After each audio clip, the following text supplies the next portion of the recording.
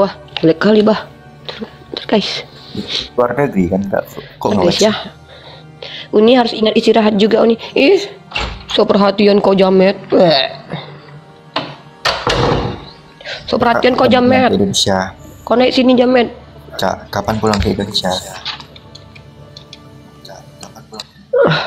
Kau pikir aku tinggal di Wakanda? Aku tinggal di Indonesia lah. Jangan marah-marah lah kak, nggak boleh.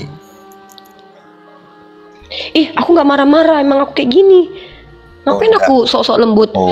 Lembut itu juga lembut. Nada suaranya Jadi kayak lembut. Ih, aku kalau perempuan tuh nggak boleh kayak ya. Kamu namanya siapa? Birahi kalian nanti. birahi. Aku harus tegas kalau ngomong.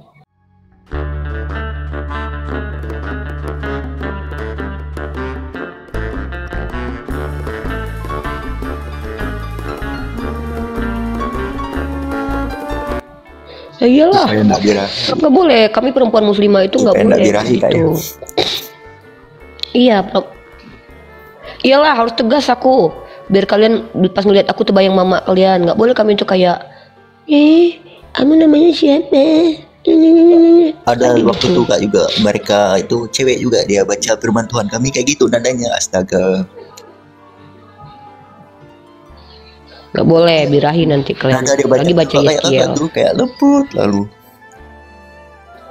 Aku nggak cantik, aku manis tau kau. Iya, sama aja manis sama cantik. Ih beda lah, manis mah nggak ngebosenin. Sama dong bagi cowok sama itu. Ih beda lah, kau aja nggak ngerti definisi cantik. Cantik itu mah, cantik itu ya ngebosenin. Banyak cewek-cewek cantik kalau dipandang cantik tuh cuman seminggu cantik, abis itu ngebosenin. Tapi kalau manis itu dia nggak ngebosenin. Beda. Aku tuh manis, Anaknya udah berapa? bukan cantik. Ya anaknya udah berapa? Kau nanya-nanya anak aku. Ih kau, ngapain kau nanya-nanya anak aku? Emang nggak boleh tahu. Ya, nggak boleh lah. Udah makan? Ih, nih cowok nanya gue makan, mau ngapain lu mau transfer uang makan sama gua? Belum gajian. Gajian.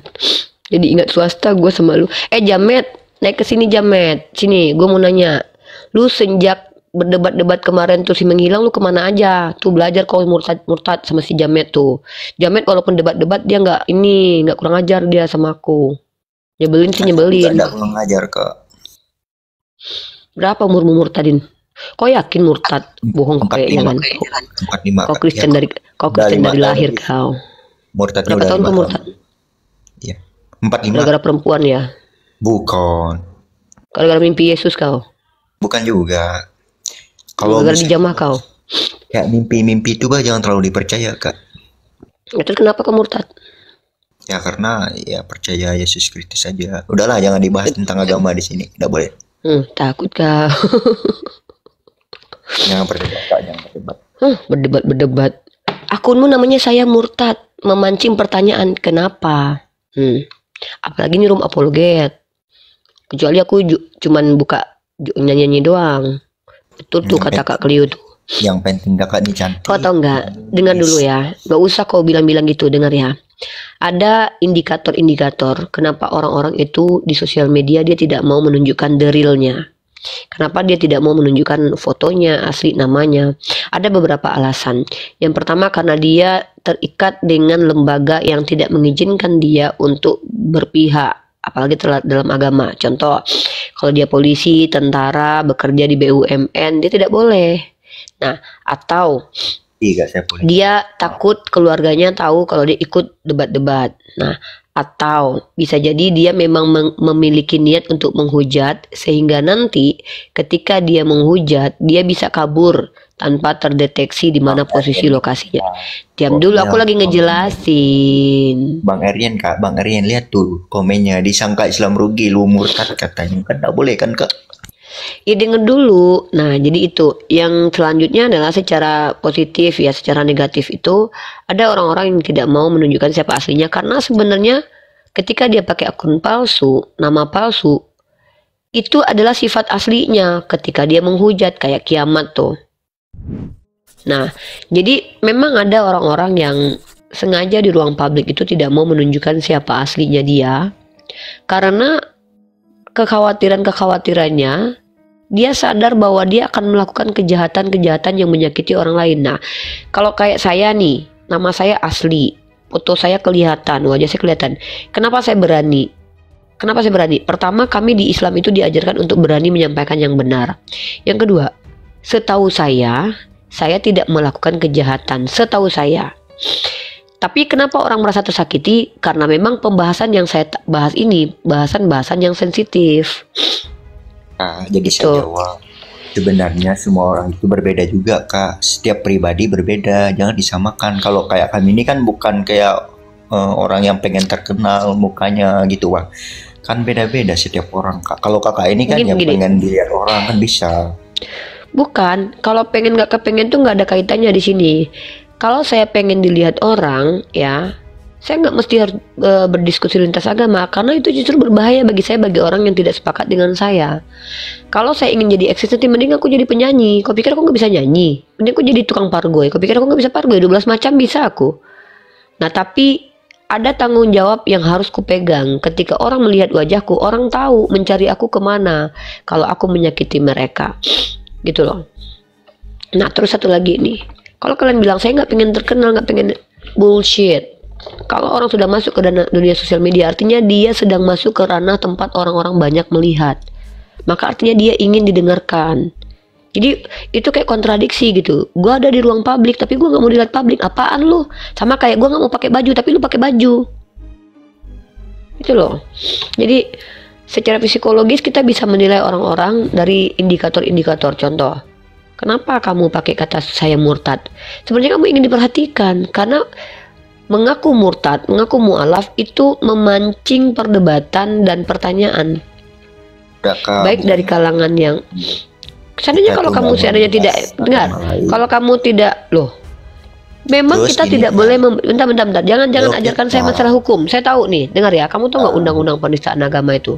Undang-undang penistaan agama itu deliknya menurut Uda Sondi sebagai pakar hukum yang mengajar, dosen hukum, dia ngajarin yang terkena penistaan itu adalah mengolok-olok, ya, kemudian sengaja mengolok-olok, kemudian sengaja memplesetkan, kemudian menjelaskan keyakinan orang lain tidak sesuai dengan orang lain, sementara kita tidak punya backgroundnya. Nah, tidak ada larangan membahas agama. Kenapa? Undang-Undang pasal 28E nomor 2, kamu baca baik-baik. Setiap warga negara Indonesia berhak memberikan opini berdasarkan hati nurani dan keyakinannya. Kalau saya yakin bahwa Yesus itu bukanlah Tuhan, itu hak saya menyampaikan beropini. Dan opini pun bisa dimintai pertanggungjawaban. Jadi tidak ada cerita kita tidak boleh membahas agama. Kau pikir di zaman kegelapan yang agama nggak boleh dibahas? Nggak bisa.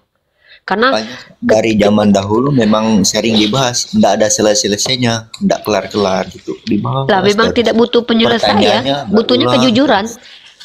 Gini loh, sebenarnya bukan butuh penyelesaian, tetapi butuh kejujuran, mengakui apa yang diimani. Contoh, kau mengakui kalau Yesus itu Tuhan, harusnya kau ikuti Yesus. Kalau kau percaya dia adalah suri tauladan buat hidupmu. Tapi ketika saya bertanya kepada kalian, benar nggak kalian ikuti Yesus? Ya udah iya, baca Lukas 6:30.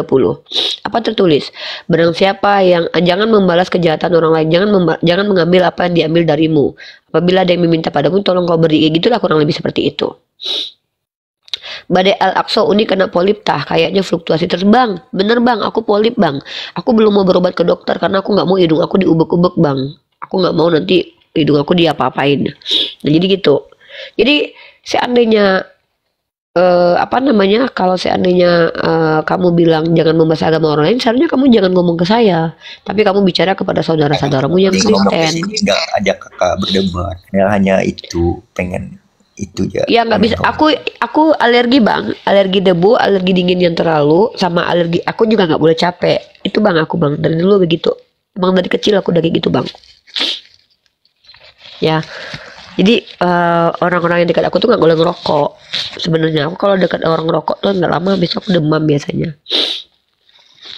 Kecuali memang minum obat. Ya nggak usah lu suruh juga gue minum obat.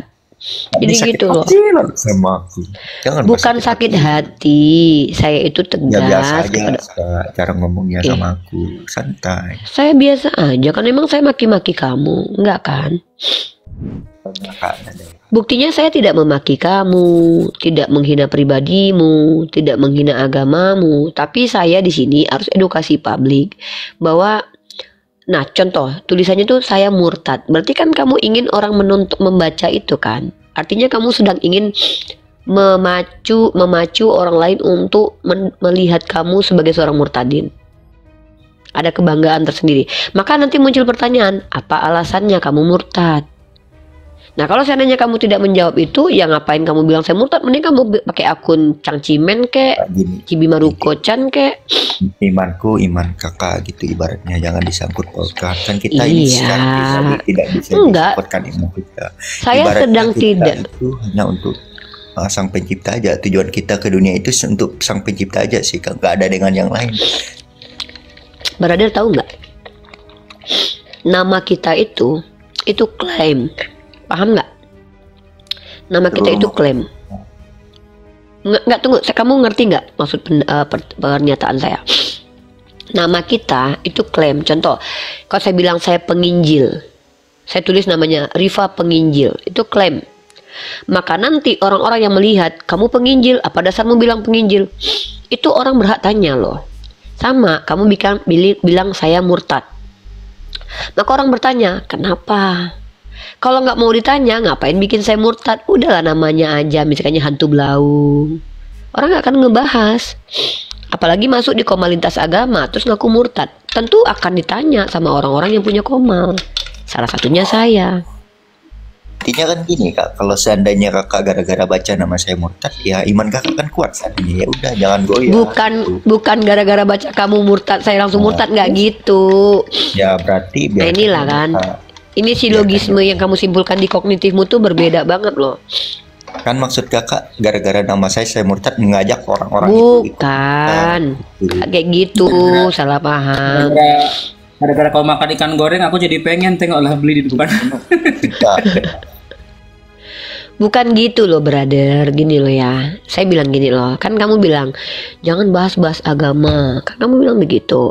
Lah, nggak bisa, gimana nggak mau bahas agama?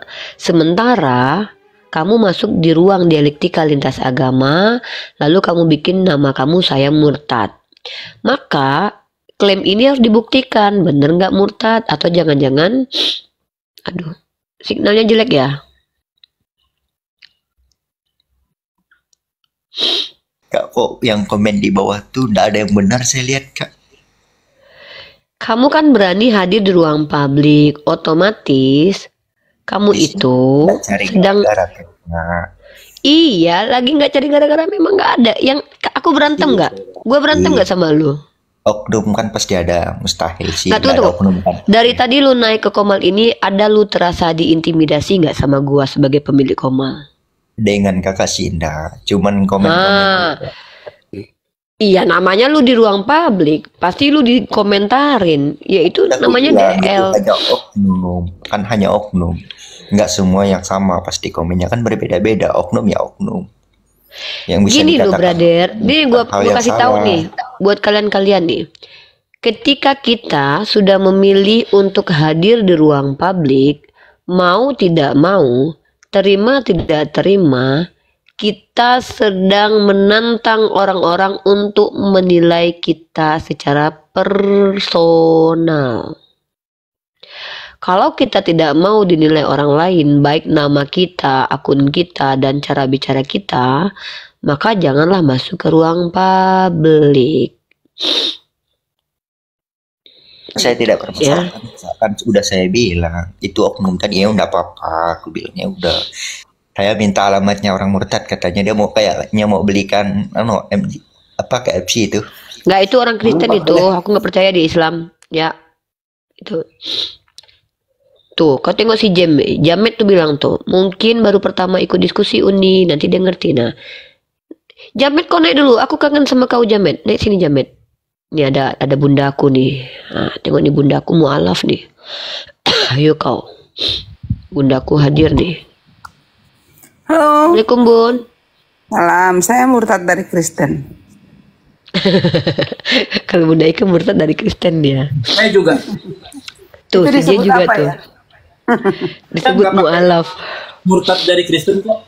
Saya pede dengan nama saya sendiri. Iya. Saya sama Silakan. Tei sama. Iya. Sekarang Bunda, mungkin ada wejangan yang dikasih ke saudara kita ini ya. Dia kan gini Bunda, tadi kan dia diskusi, nah waktu dia naik lagi sini kan nggak bahas agama tuh. Cuman saya bilang, wajar dong saya bertanya apa alasan kamu murtad, karena kan tertulis saya murtad, kamu ada di komal saya sebagai muslimah. Nah maka wajar dong saya bertanya apa alasan kamu murtad. Kata dia jangan bahas agama. Loh, saya kan memang memang kehidupan saya di sosial media itu ya bahas agama. Kalau nggak bahas sesuatu yang universal kayak tema-tema universal gitu. Kalau cuman ngomongin orang di sini buang-buang waktu, ngapain saya di sosial media? Mending saya baca buku, banyak buku yang harus saya baca. Gitu Bunda. Jadi dia ya itulah kira-kira Bunda. Iya, jadi gini.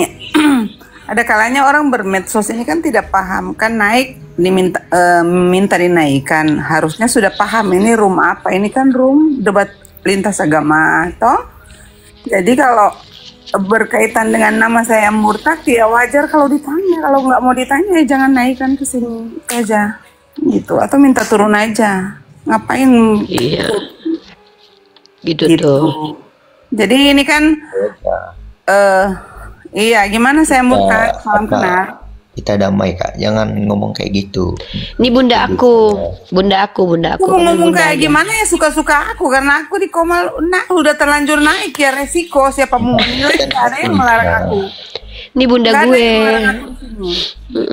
Dia adalah Tuhan di komal ini. Segala kuasa telah diberikan kepada Bunda Salam sama aku. ibu ya Bu ya. Salam sama ibu ya. Marahin Bunda. Iya kan, maksudnya jangan melarang-larang di sini. Sini kita sama-sama punya hak bermedsos. Salah, Bu. Kalau tidak mau ditanya Bu ya maaf. jangan. Ibu sayang ibu deh. Iya. Oke. Lanjut deh Rifa. Bu. Iya. Nggak gini Murtad. Kamu udah baru pertama kali ini bikin akun sosial media terus masuk ke debat lintas agama baru ini. Sebenarnya udah Kak, di banyak di apa sih Ustadz siapa sih banyak lah pokoknya di Edis DP dan banyak lain, cuman saya bercanda aja di sini. Nah biasanya kamu diskusi. Saya banyak kok turun-turun debat sama mereka tuh sama dengan kakak ini. Jadi di sini hari ini saya tidak debat gitu, bah, hanya bercanda-canda. Oh. Gitu. Oke. Kenapa lain kali kita nggak atur aja satu tema yang kita bahas? Oh. Kan sudah saya bilang tadi Kak, saya tidak mau lagi bahas agama gitu. Oh.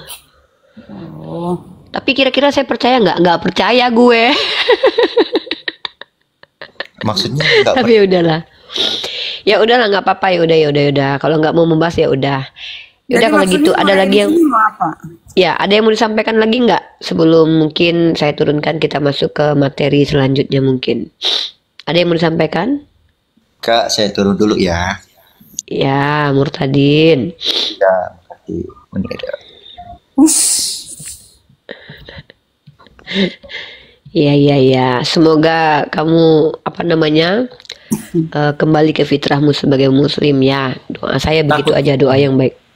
Tadi kayaknya takut kalau disuruh dites baca Al-Fatihah kayaknya tidak. Jadi gini. Kalau kita bikin akun kita itu kayak saya misalnya Ustazah Rifa misalkannya gitu ya. Maka saya harus bertanggung jawab dengan gelar itu. Sama. Saya mu'alaf. Saya murtadin. Itu wajar orang-orang terpicu untuk bertanya atau mengkonfirmasi, itu normal.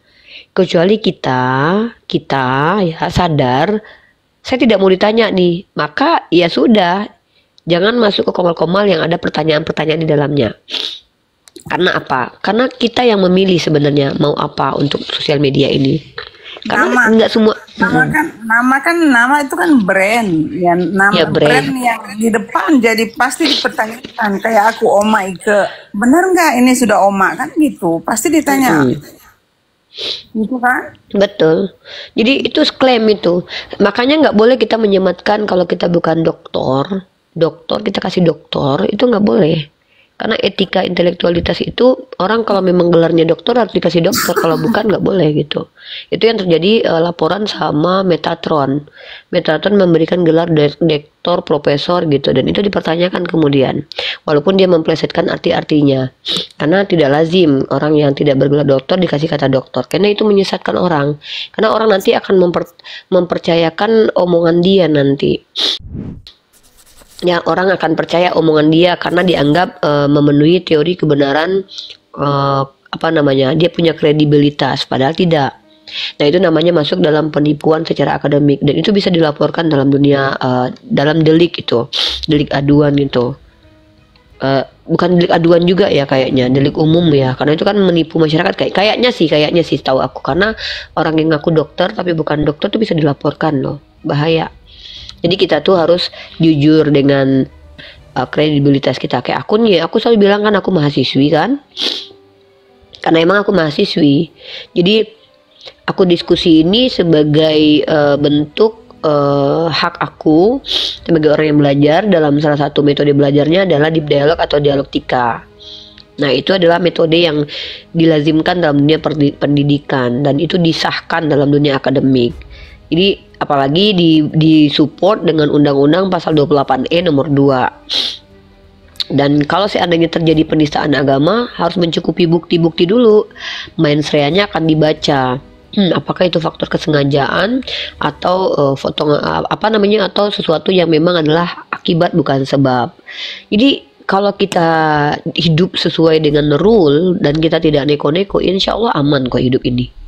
Tapi seandainya pun ketika kita sudah berlaku jujur, bersikap kooperatif, dan ternyata kita ditersangkakan, kayak aku misalnya, ya kita harus terima, namanya konsekuensi. Itu konsekuensi hidup. Tapi saya sebagai orang yang diajarkan sebagai Islam itu harus bertarung dengan dunia dalam menyampaikan kebenaran dan juga mempertahankan kebenaran. Nah, saya mati-matian harus lakukan itu yang namanya jihad fisabilillah.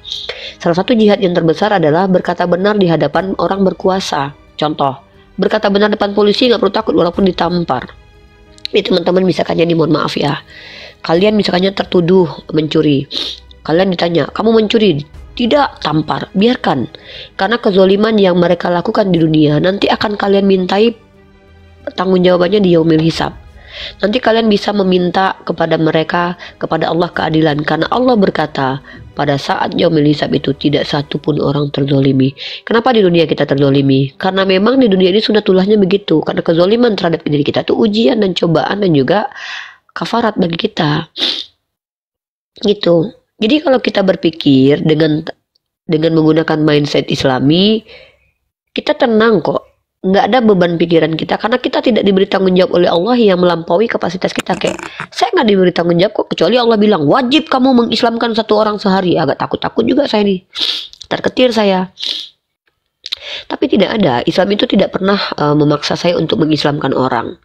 Tapi ada kewajiban, saya wajib belajar. Nah, itu utlubul ilmu faridatun ala kulli muslim. Bukan cuma saya nih, Bang Jai, Bunda Ike, walaupun mungkin belajar dalam artian yang lebih luas, kayak Bunda Ike misalnya, ya belajar menghadapi kehidupan setelah sekarang jadi oma, bagaimana nanti mempersiapkan bertemu dengan Allah, itu juga belajar, nggak mungkin nggak belajar, emang tahu sendiri ya enggak lah. Ya Bunda Ike contoh nonton debat lintas agama, akhirnya beliau memperdalam keilmuan Islam beliau, itu kewajiban yang harus kita jalankan. Justru kalau nggak dilakukan kita berdosa. Jadi tidak mungkin negara kita ini akan menghambat orang-orang yang menjalankan kaidah agamanya, yaitu apa? Kewajiban belajar mengajar. Dan by the way, belajar mengajar itu bukan cuma di ruang akademis saja ya. Itu salah satu cara. Anak ibu aja lebih tua dari Jaito.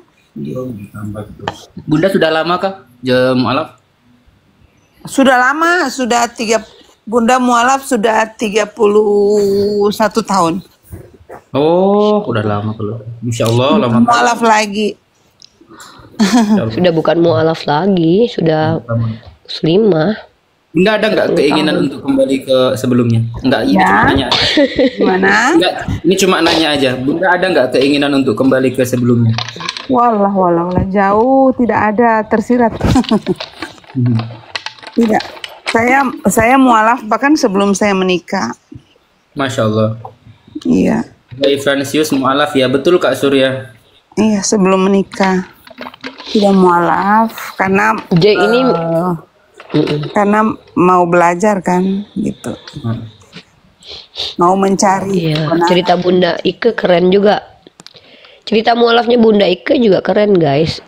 Bunda Ike ini kan asli Manado, kemudian beliau juga mandiri, independen, jadi banyak belajar kayak aku juga lah, kerja sana kerja sini, terus akhirnya wawasannya luas, dan beliau juga salah satu anggota dewan yang menjabat ya 2 dekade ya Bun Masya ya. Allah.